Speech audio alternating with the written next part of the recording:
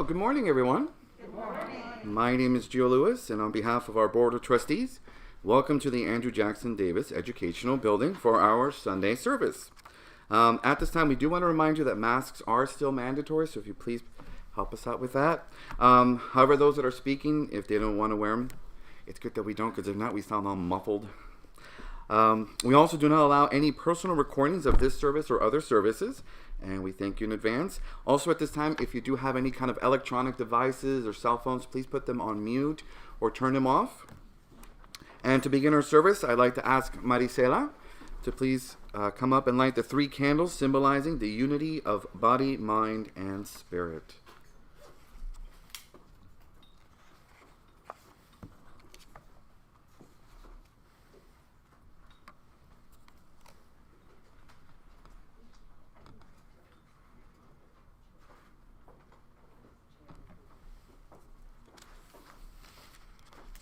Thank you, Maricela. And please rise if you're able for our opening invocation.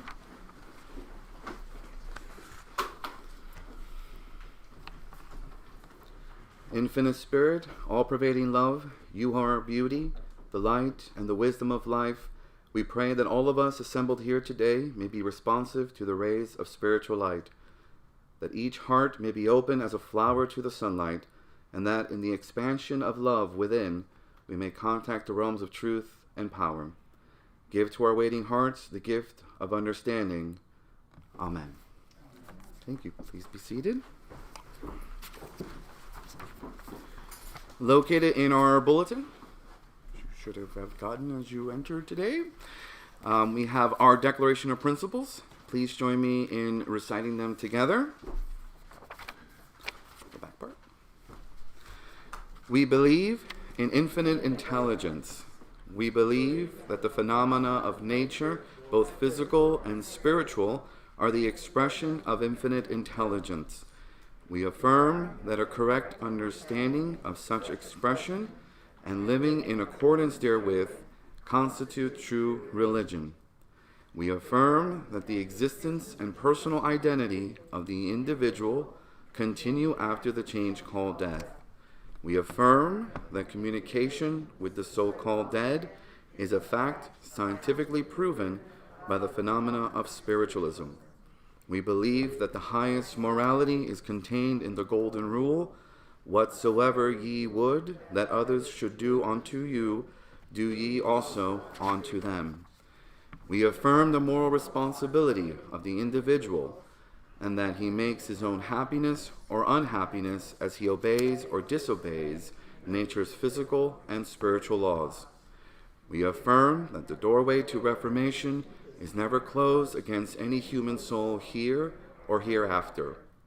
We affirm that the precepts of prophecy and healing contained in the Bible are divine attributes proven through mediumship. Also in the same bulletin, we have our prayer for spiritual healing. I ask the great unseen healing force to remove all obstructions from my mind and body and to restore me to perfect health. I ask this in all sincerity and honesty, and I will do my part. I ask this great unseen healing force to help both present and absent ones who are in need of help and to restore them to perfect health. I put my trust in the love and the power of God. And now for those of you who wish to receive spiritual healing, please go to the next available healer located right to where you see the 3 chairs.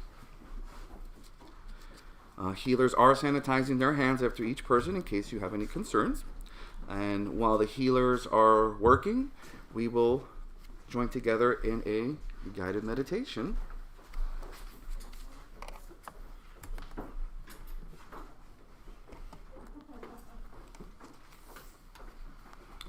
Okay, so at this time, just sit comfortably and just clear your lap of all items. Relax, you're here, be present. And place your feet flat on the floor. Your hands on your lap, either palms up, palms down, however it's more comfortable for you.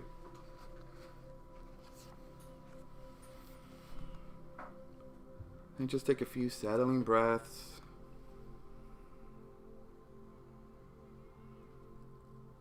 Settling your thoughts.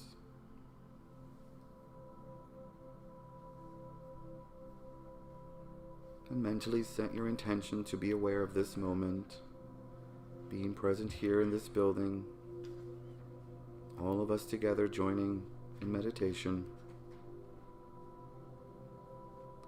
letting all the worries and concerns just kind of clear away. And if anything comes up during our meditation, just see them as clouds passing by.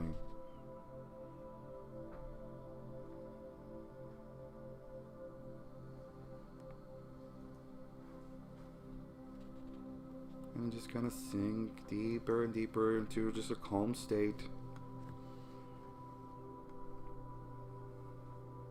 Focus on this moment.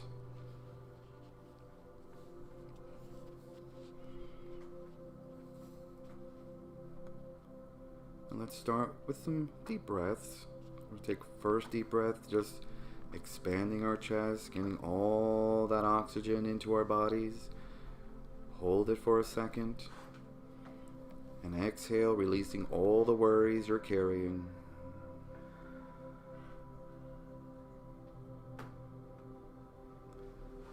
Okay, let's take another deep breath. Again, letting all that air flow down into our lungs, taking in as much as we can. Hold it for a second and just exhale all that tension. Everything you're carrying in your muscle, just breathe it out. And we're going to take one last deep breath, again focusing our breath that enters the nose into the body. Hold it for a second and just exhale. And letting the body and mind know that you're here in this present moment.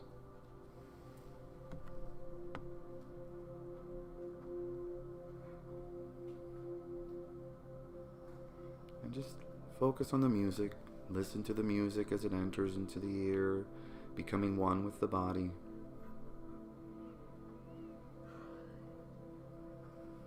Let the sounds just kind of soothe your mind, body, and spirit.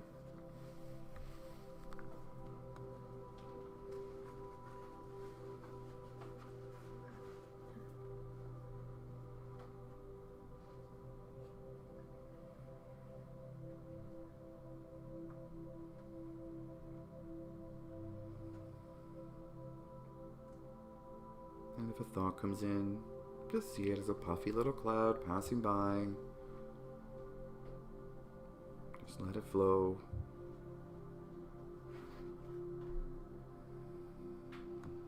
And keep our attention focused on the music.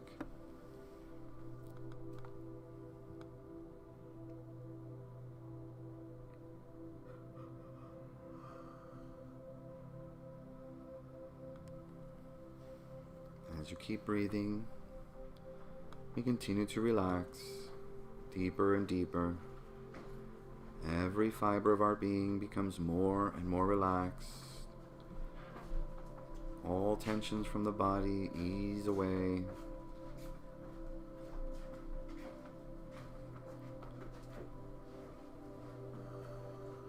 And with each breath, we just become calmer and calmer, to the point where all we know is calm and peace.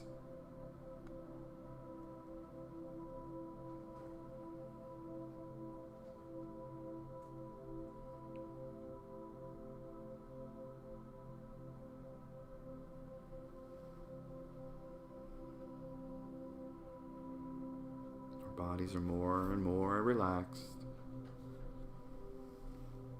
coming into harmony. Let the music let our minds become one, again relaxing into a deeper state of peace and joy.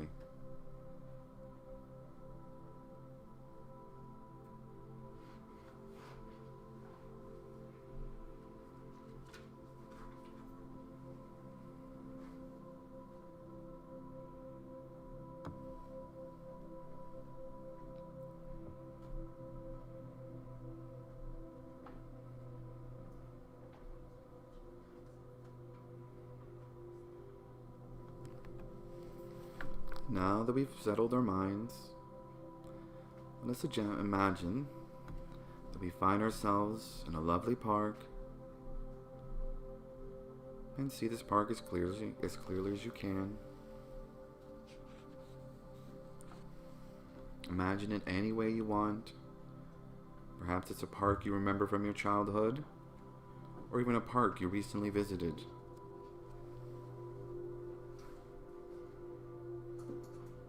See the green grass, the trees.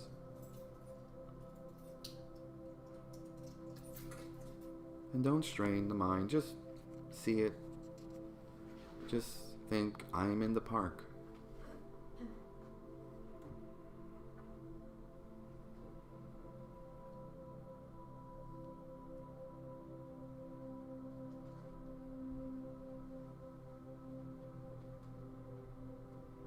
As you're in this park, you notice the sky is beautiful, just open, vast blue. The sun shining from above. And you feel the bright and warm sunlight.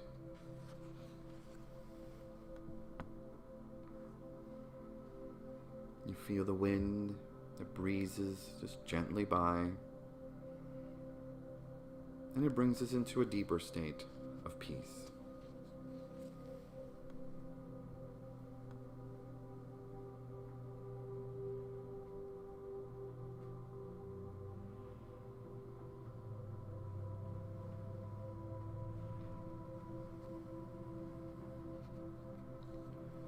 And now we find a lovely bench underneath a large tree, and we sit and continue to feel the warmth of the sun, the cool breeze that touches our face.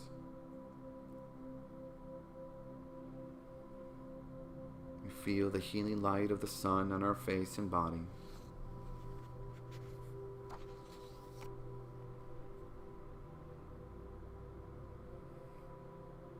We begin to feel a pure feeling of joy.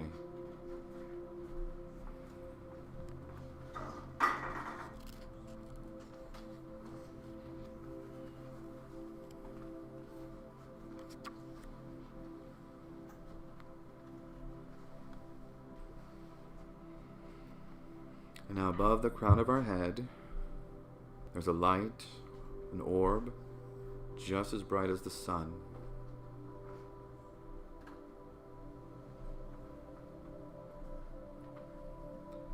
From this orb, a ray of light beams down into our heads and makes its way down to our heart center.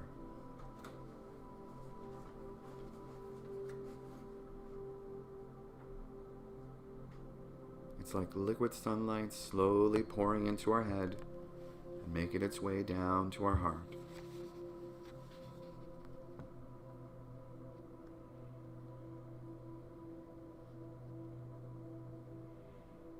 We almost feel this pure golden light as it goes from the orb down into our head through our heart,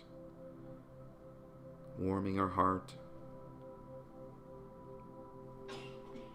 bringing us into a deeper state of relaxation, joy.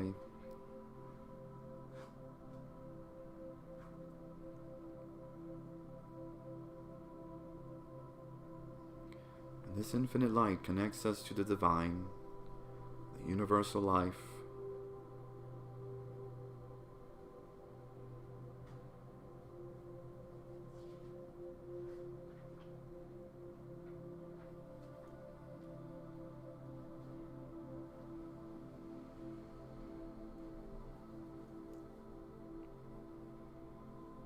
You feel the radiant warmth energy building in your heart, filling you with positive, healing vibrations and energy.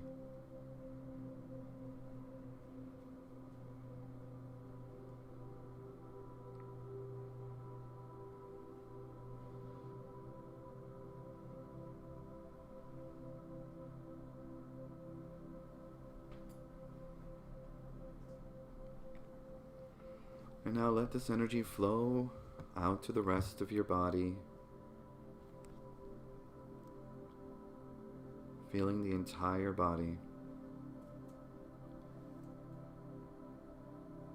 feeling every part And begin to feel that healing force all around you, encompassing you.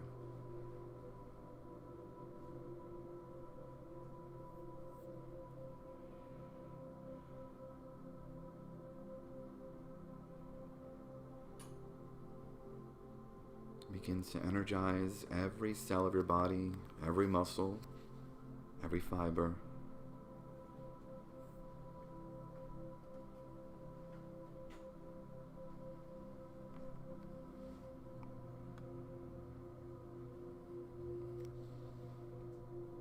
This healing energy flows to all areas of your body, especially where you need attention, or those areas that need more healing light.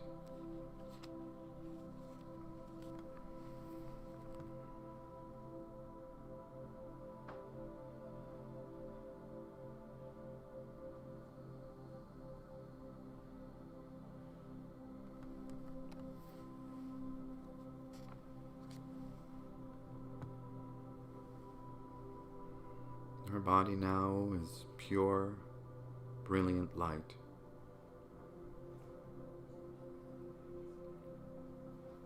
We are a pure being of light. And here you could say to yourself, I am light, I am balance, I am in perfect harmony, I am healed.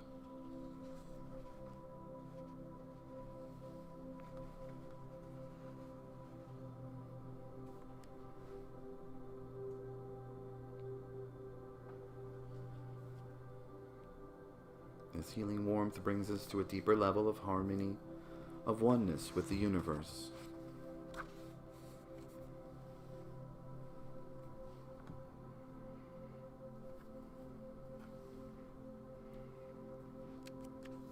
Now that light of orb, that orb above us, it slowly begins to fade away into our body. You remain seated on that bench for just a moment, at peace and one with all of life.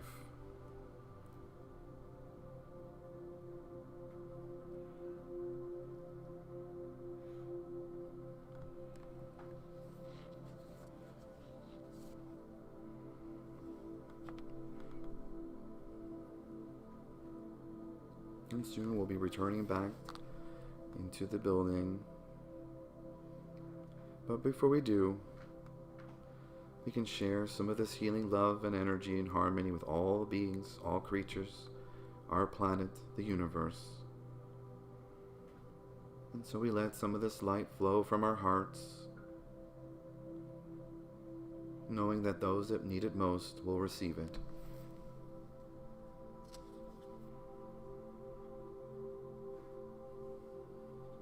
If you know of someone who needs healing energy, send that thought to them, that they be at peace and healed.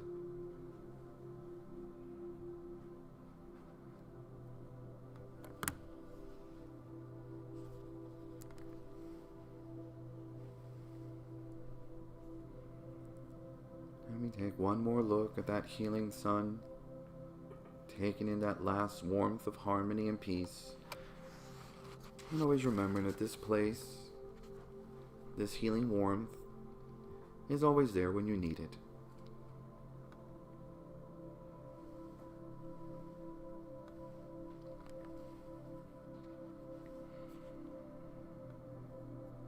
And now we generate a mind of gratitude for this healing and this special time with Spirit and the universe. Also thankful to be able to share this healing with others.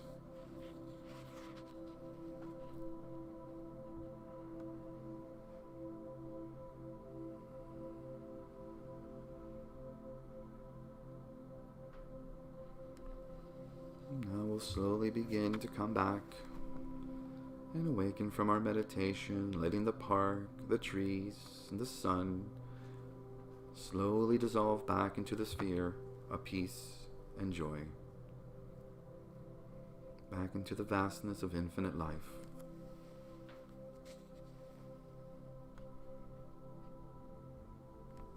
Let us slowly begin our way back to this place.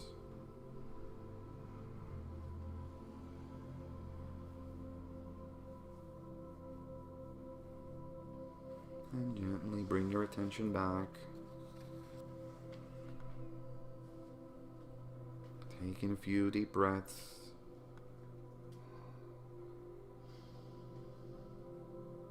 And slowly begin to open your eyes. Coming back to this moment.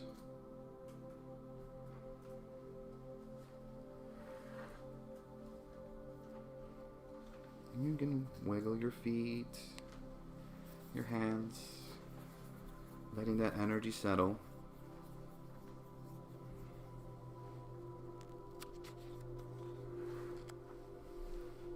And when you're fully present, open your eyes and welcome back.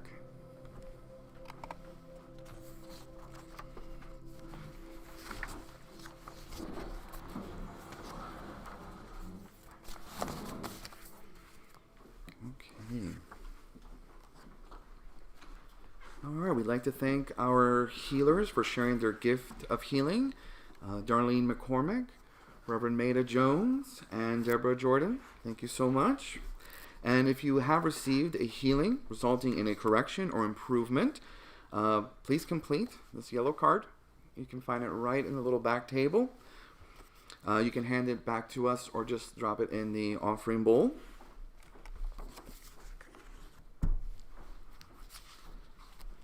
Okay. And now for our lecturer for today, we have Joy Sagar, who was born and raised, formerly in and educated in India. He has made spiritualism his mainstay since 2003 as a spiritualist. He resides and practices here in the Southern Cassadaga Spiritualist Camp. He enjoys continuing his education, which takes him all over the world to study and travel spiritualism, and continues to develop his spiritual gifts. Joy enjoys teaching, speaking, and demonstrating in spiritualist churches since 2013, and is welcomed for his dedication to spiritualism. Plus, I need to add that he's an amazing photographer who I've recently learned. I thought he went to school for this. Like, I went to school for film school, and I'm like, oh, I know the tricks. But he just does it on his own. So I just have to plug the other, because I love those I love the photos. Anyways, it is my pleasure to welcome Joy Sagar.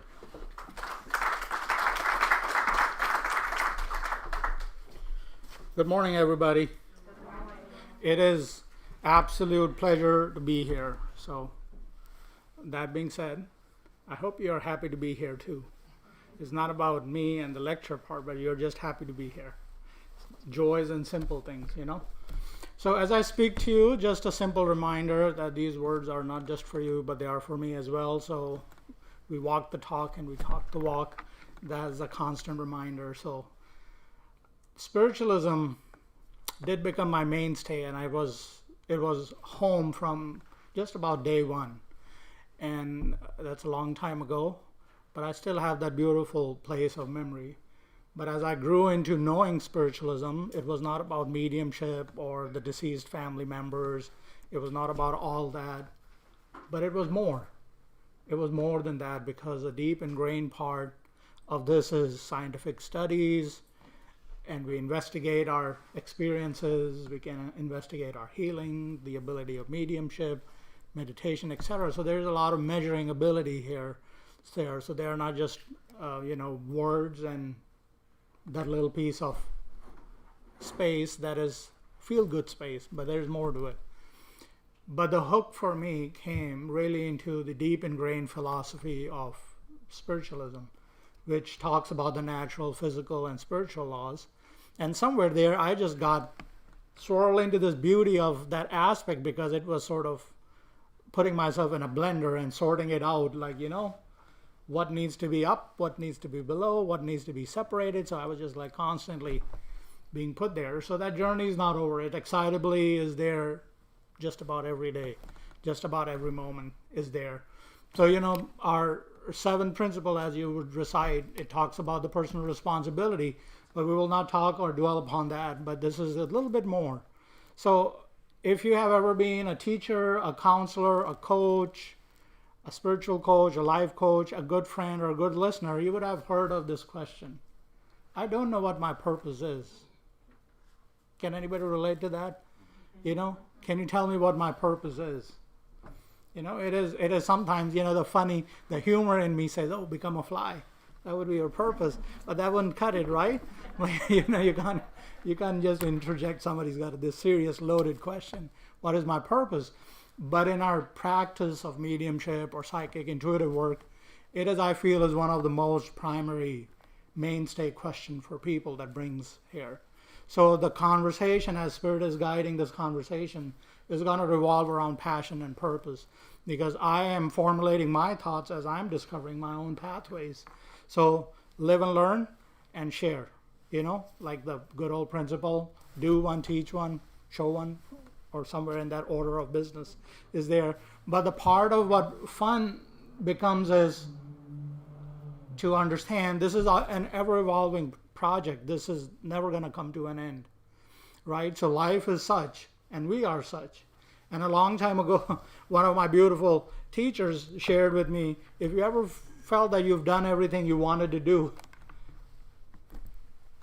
you know, you're putting a full stop on your life sentence in some ways. You know, you're calling it quits in some aspects.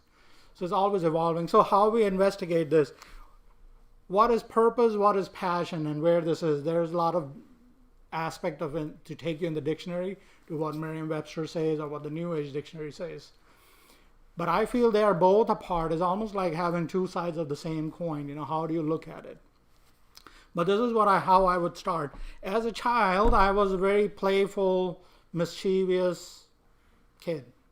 Climbing walls, climbing trees, jumping, stealing a guava or mango in some neighbor's trees. They knew I was doing it, so I don't know if it was stealing or just like he doesn't know boundaries in some ways. But as a part of the childhood, fun play was there, you know, that active lifestyle. But I was also very much somebody who enjoyed playing. So my school would finish, we would come back home, eat the lunch, and I was working with my homework. I do it right or not, that was a whole debatable question. And the thing was, the sooner I'll do the homework, the sooner I'll go get to play. So right now, where I grew up is somewhere in the hundreds. In the temperature, it's 101, 104. But play never stopped me from going out. I took a beating on the weather, but I would be out there. Sometimes I would be out there in the middle of the heat, flying a kite just because the wind was right, and I might not be there later on. Who's going to wait for the evening, the sun to calm down? But it's just that part. So having a sense of little passion or purpose, I don't know what it was for me at that point. And, you know, we have all gone through those aspects of our life, you know. Growing up, there was an aspect of us that was driving us. It was just carrying us on to the next best thing.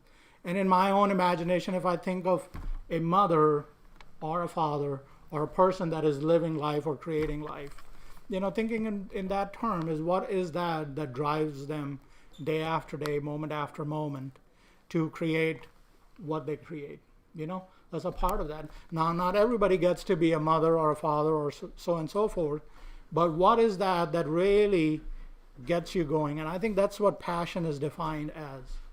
What gets you out of the bed and stimulates you strongly enough so that you carry through the day. So between that aspect of getting out of the bed and stimulating to carry through the day is somewhere is purpose. You know, purpose to put food on the table, purpose to earn a living, purpose to fulfill that aspect of social responsibility that we all have. Somebody has to pay the bill, and if I'm by myself, then that somebody becomes me, so I have a purpose in keeping that momentum fine, you know? My passion is to be like a tree and just sit still in one place and just feel the wind, but maybe it's not going to pay my bills, but there is somewhere between passion and living is a purpose, is there. So the understanding of this philosophy where what comes first is hard to define, and it's to each their own. You know, we have all of our lives are created like that. A lot of times when I arrive, the concepts are different in India as opposed to the US. So we're going to get that out of the way. But when I'm here, as I have observed life as a Western individual, a Western citizen, I have to say, you know, there's a lot of enthusiasm in my colleagues and my coworkers. You know, we're going to work hard. Our 30 years are very important to be vested in that system, to create that retirement situation, and then we will enjoy the life. And the big long pause or the long extension is, and then we will enjoy that life. But are you enjoying life as it is happening to you? Because life constantly happens. You like it or you don't like it, that's a different question. But life is constantly happening. But the part is how you're enjoying it, right? Where you create that aspect of, is it moving you or is it pushing you back? So it's an ongoing conversation, and I still have this to this day. At work, in the middle of conversations with colleagues, there would be a lot of, no matter where you are, there's always reasons to find dissatisfaction or reason to find things that may not be right along in alignment with your thought process. But that's okay. But my question was, if you are not at ease here, maybe it's time to find something that gives you ease. Think for yourself, what is important for you? Okay, are you going to be in that place of friction day in and out, creating the same pathway, creating more stronger ingrained processes in your psyche to handle that at a later point of time? So I do feel a lot of us does need a good amount of real-time therapy when we retire, because we have really, really etched ourselves into that part of the process, right? So the beauty here is to understand, if life is not where it's supposed to be, what can you do about it? It doesn't have to be sum total of everything. What can that one step you make when your life's motive goes from purpose to passion is there? So when somebody has come in front of me, and I am so grateful that question is still keeping me active. When somebody is asking me, I don't know what my purpose is. And my comeback question to them is, do you know what you're passionate about? And I think that's where our driving force today is. Where we are sitting in our lives, however life is evolving. 2021, post-COVID, still in the middle of COVID, ongoing COVID. Somewhere, we are redefining everything about ourselves. We have redefined our lives in so much on a virtual electronic basis is unimaginable. Things are happening. Publix Instacart is my new best friend. But the selfish aspect of that is it is saving me time to do something I'm more passionate about. So the purpose within that choice is the passion. It gives me more freedom, maybe to edit my photographs, maybe to write another piece of note that is brewing in my mind, or to be able to work somewhere or finding some opportunity. But in the hindsight, it could also be called I'm justifying my choices, right? So there's always this vantage point that allows you to see, how do you look at it? I see it as purpose, because it has a purpose, because it does free my mind, where I am more stimulated in thinking and thought process. So something's always brewing there, a thought, a philosophy is there most of the time, majority of the time. So finding that flow of life becomes a wonderful. So let's talk about a different aspect of it. I started my journey. I did my bachelor's in business. I did my postgraduate college in sales and marketing. This is not self-advertisement. This is just a part of the story. And then started the whole wonderful process of interviews, which nobody prepared you in the college, how to take an interview. It was just talk about there will be an interview. So I sat through the interview, and I knew what I knew my self-worth was. And there was rejections after rejections after rejections. From a fresh graduate, they wanted 30 years of experience, and at that point I may be looking at retirement, so on and so forth. Complex story. We have all gone through that, right? So in the process of one day, that irritation of you need to ask me a relevant question. You're asking something that will really gonna throw me off your checklist. So I told that interviewing manager, I said, I don't think you can hire me. You can't pay me enough. But I do know somebody who will work for that kind of money. And I had the boldness, courage enough to say, I will not say it angrily, but I will know what I'm saying. So he looked at me, he said, oh, if that's right, bring me that candidate and I'll give you your cut. So there started my recruiting business. And that was beautiful, because I did make a wonderful amount of return from it. A guy was happy that was looking for a job, was not happy there. The guy that needed to pay less money was happy. I was happy because in about 20 minutes, I did a job. And that was a drive for me. It was not the money, but it was like, oh, is it that simple? So I went to another interview at a computer institute, because that's where my background was in the marketing piece. So I went there, same situation. I said, I have 2 people that might be interested in this interview. So it's just, for me, it was just like play. So I went to play all of a sudden. So instead of being stressing about finding me a job, I was finding my friends a job, and they were happy because they wanted a job. So it was a chain reaction. Now, that pursuit of finding a job gave me a purpose to how to optimize on it, how to make the best of my own rejections. So slowly, I didn't see myself as being rejected. Now I was sitting across from the managers and the director, seeking their needs. What do you want? What are you looking for? And then I became a headhunter because they would want me to bring a candidate from somewhere else, and so on and so forth. So it became a wonderful journey. But the story is, now if I would have really, really observed, I was observing it, but if I had really accepted those rejections, I may have been pushing pencil somewhere still back there. If I would have accepted mediocrity or somewhere where I'm not well deserving, I would have given into that part. So that purpose sufficed me for many years. It kept me happy. It kept me intrigued. Now what happened is, I didn't know at that time that I was a psychic or medium. I was just me. But I found out I was a good listener, and I knew what the candidate wanted in a job, what their requirements was, and I was a good listener when the employer was asking me those questions. So I was just like always engaged. So that part of engagement was stimulating this brain of mine, like, how to look for need or how somebody is paying attention to the in-between line. So that passion really sparked that interest, right? Now, where you sit in front of me or the audience that are there virtually with us, the thought process is where in life you have done something like that. Taken a rejection, taken a not so great moment, had turned it around. It was not to your benefit, but you started flowing with it. So there was less friction, more flow in your life. Where was that leading you to, and what happened? So that part of my life came and went by, and I was here, and I was finding myself in the same situation. This guy's from India. We can't trust his documents. We can't trust his education. So I was just laughing. I would go for these applications, no response for days after days. Qualifications are fine. I am right below the line of what they were looking for, so I have more education. So there were a few rejections. You're overqualified. Why are you wanting this job? It gave me happy, like, okay, somebody's looking at something. Somebody paid attention. But the part of that is, one morning, I woke up and I said, I can't be fighting with this. I will start from scratch.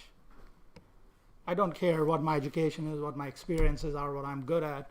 I will start from scratch. And within that, I said, even if it means I have to pick up a job that allows me to dig a ditch as a responsible individual, that I have to be responsible for myself. I have to make money, put food on the table, etc. And I opened my mind to all the possibilities, and soon I found myself in an alignment. I applied for a job, and I applied for the job for months and months on same position, same organization. And one day that job organization had a massive exodus of people. The person says, when can you start? I said, tomorrow. And then began my journey of a different kind. Once again, within my pursuit of, instead of choosing to create friction, I said, let me flow with it. Let me start all over again. I do not mind starting at ground zero. And I found an entry-level position. Soon I kept moving where life was moving me. The part for me has learned at that time to stay in the flow. You're going to go against the current. You might take a lot of time. You'll get there. But the part of pursuit of least resistance is to understand where the flow is happening. So I enjoyed 16, 17 years working there. Then I retired, and I'm here full-time. Now, when I got to here full-time, I took 3 years asking the same question. Spirit, if you have a purpose for me in this life, is this way of life, you have to continually give it to me in my face so that I know. It took me 3 years to figure out it's in my face. But the part is that purpose, the last bit of this purpose was more fueled with passion. I was working for those 3 years. I was doing everything that work demanded. But at the end of it, the last 15 minutes was that passion that would kick in and say, now I'm going to go at play. Now I'm going to go maybe do some reading, maybe create a teaching, take a class, something. There was more to that. It was driving me better than a purpose was driving me. My purpose was be on time, don't be late, do your job, etc., etc. But the passion that kept fueling me. Now these natural laws in our journey of spiritualism brings us to a lot of complexity of choices and options, but they never lead us astray because they are somewhere capable to speak to us on our level. Not my level to your level, but at your own level. And you have to just give it a little bit of slack to say, what is there for me to understand in all this? Maybe the speaker today, as in myself, may not be speaking your language, but you do immerse yourself in these natural and spiritual laws. It will find you that groove, find you that pathway that works for you. Right now, what works for me is this beautiful musical pitter-patter on the roof, and I think it's raining outside. It's a beautiful place to be. So who has really been in the rain, outside in the rain, not under the roof in the rain? I love being in the rain. That was perfect time to pick up the bicycle and look for some fritters and coffee. Beautiful, beautiful way. But once again, being in the flow. See, there's a part of the passion for us needs to understand. The purpose is at the other end of the passion, and the passion is at the other end of the purpose. So one more beautiful example. Here we don't see that, we have a lot of plants, mechanical places where you would find your crushed stones and your mulch, etc. Where I come from, it's still very traditional, a hammer and a man sitting and just going at it. But in that moment, if you understand, if that person has been doing the same work for year after year, time after time, they have a rhythm to it. They know exactly how to strike that piece of block. They know how many pieces are going to fall. And I have played so many times because a lot of fun that comes from me is watching somebody do what they do. So I would sit there and I look at them and they're doing their thing, and that guy's going after the hammer, no blisters, no nothing. There are some form calluses, but it's going day after day, doing the same thing.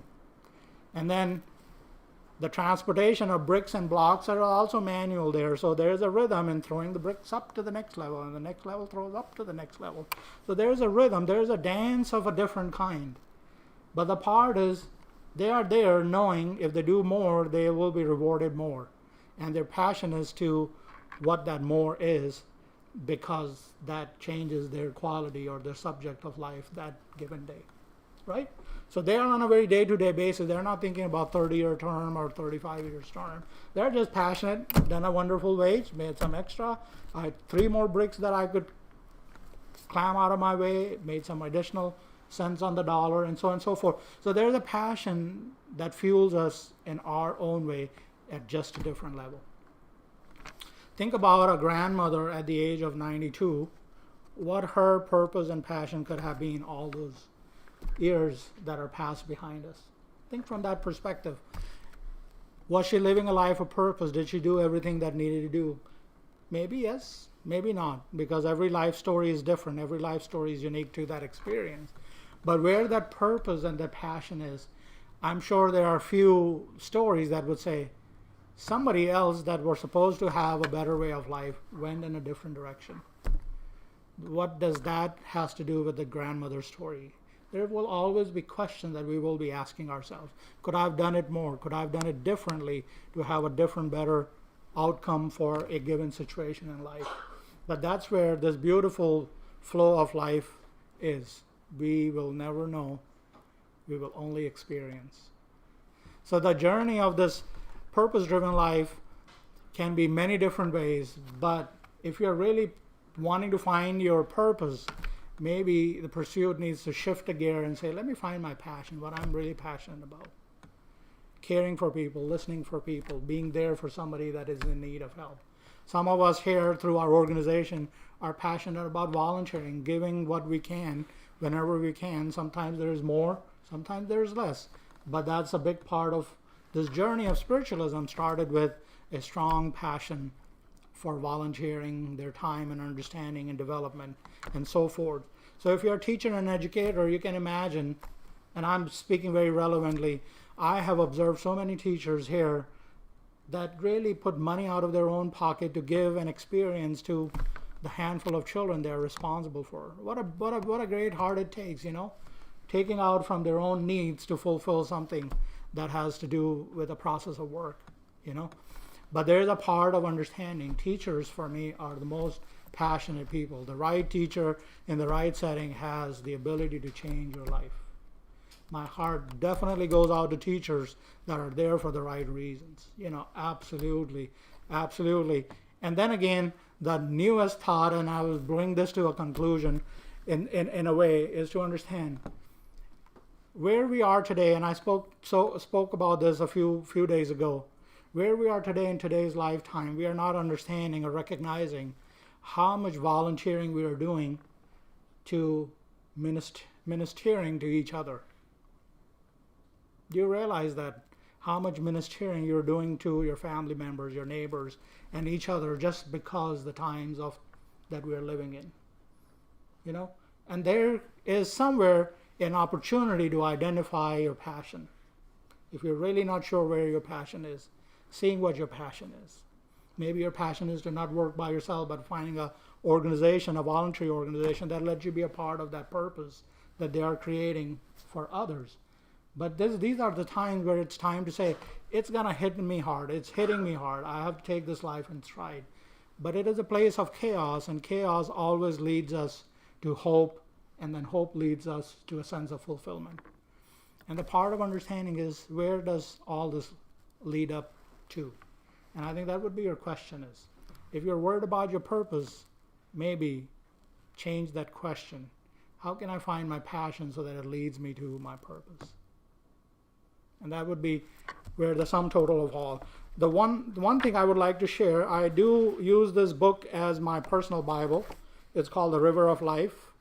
It has 100 and some natural laws listed in it with small definitions. So I will read one last summarizing natural law here. The law of freedom. The law of freedom is the power of deliberate, unlimited choice.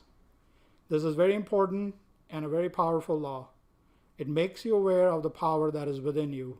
It is necessary to recognize that you are free only to the degree that you understand there is no power outside of yourself. Once this is accepted, you have full recognition of your own power of choice in all that you do.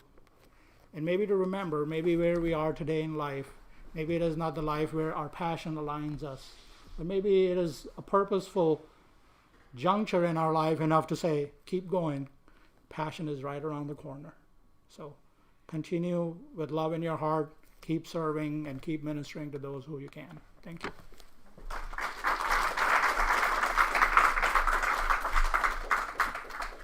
Thank you, Joy. And it's funny, you were one of the first people I met when I came to the camp. I still remember the phrase, path of least resistance. That's like my personal mantra now. Every time I get to the path of least resistance. Okay. All right, we do have a prosperity bowl in the back with all the pretty sunflowers where Darlene is now modeling us towards. And our live stream viewers can visit our website at cassadaga.org and click donate. And we thank you in advance for your generosity. These donations do help us to keep going, keep the buildings and the camp running. And I'd like to offer a brief offertory prayer. We give thanks to those who have given today, and may they benefit immensely from their generosity, and may all share in the blessings of their giving. Amen. All right, some announcements. I'm sure I got them all here. Okay, so next Wednesday, April 21st, our message bearer for our demonstration of spirit service will be the Reverend Dickie Joe Mullen. Next Sunday, April 25th, the speaker for this service will be Margarita Varela. And every Sunday we have adult Lyceum, or Sunday school, from 9:30 to 10:15 a.m. right here in the Andrew Jackson Davis Educational Building. And next Sunday, April 25th, our Lyceum speaker will be Pauline Gold.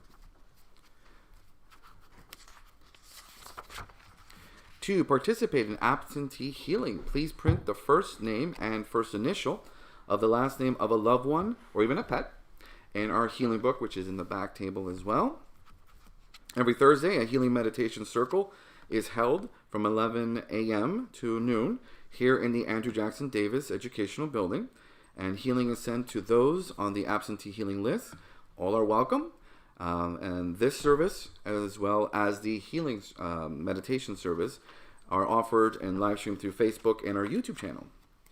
And at the entrance, you would have seen our bulletin activities for the month, which is this little guy right here. Make sure to take it with you. Take a few. Share with a friend. You never know. Has all our upcoming events.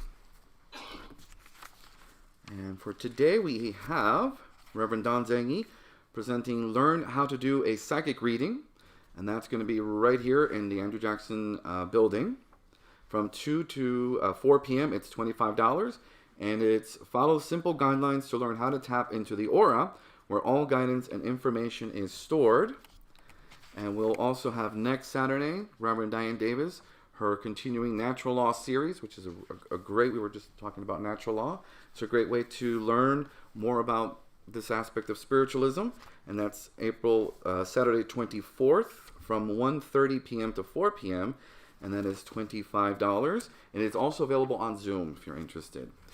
And one last event we'd like to mention, it's our Spirit of Gala Day. It's one event we have 4 times a year. This upcoming one is on May 15th from 10 a.m. to 4 p.m. We have many readings, we have vendors, it's a lot of good fun. Everybody comes out, it's like a big black party. So it's good fun, come on down. We also have many lectures, which are also going to be available on Zoom. So you don't want to miss that one. Come rain or shine, because it's Florida. Okay. Our website, Cassadaga.org, also has our monthly information as well as other upcoming events. And at this time, we would like to thank our live stream audience. And thank you for joining us, and we look forward to seeing you again. Bye.